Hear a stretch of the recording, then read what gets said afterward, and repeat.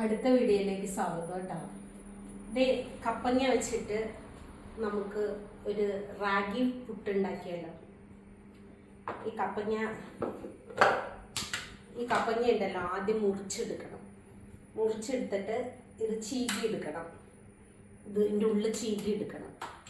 ആ ചീകിയെടുത്തതാണിത്.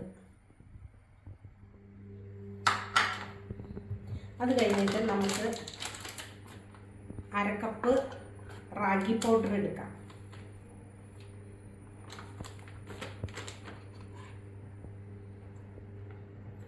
അരക്കപ്പാട്ടോ റാഗി പൗഡർ എടുക്കണം.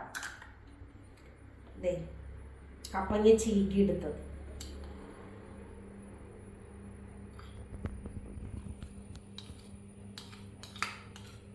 വെള്ളമൊന്നും ഒഴിക്കാതെ ഇത് നമുക്ക് നനച്ചെടുക്കാം. ഒരു നുള്ളു ഉപ്പിടാം.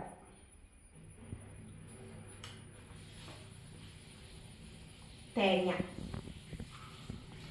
നിങ്ങളുടെ ആവശ്യത്തിന് ചേർത്തോട്ടോ. തേങ്ങ വെള്ളമൊന്നും ഒഴിക്കരുത്.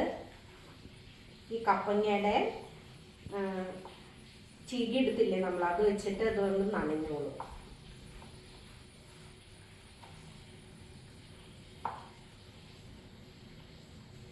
നമുക്ക് അതിൻ്റെ കൂടെ ഒരു ഹെൽത്തിക്ക് വേണ്ടിയിട്ട് മല്ലിയില അല്ല കേട്ടോ, മുരിങ്ങയില.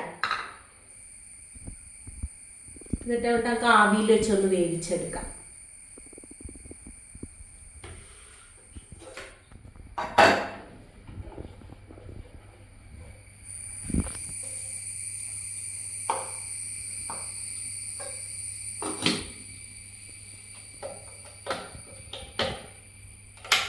അവിടെ ഇരുന്ന് വേവട്ടെ. വെന്തോട്ടാ.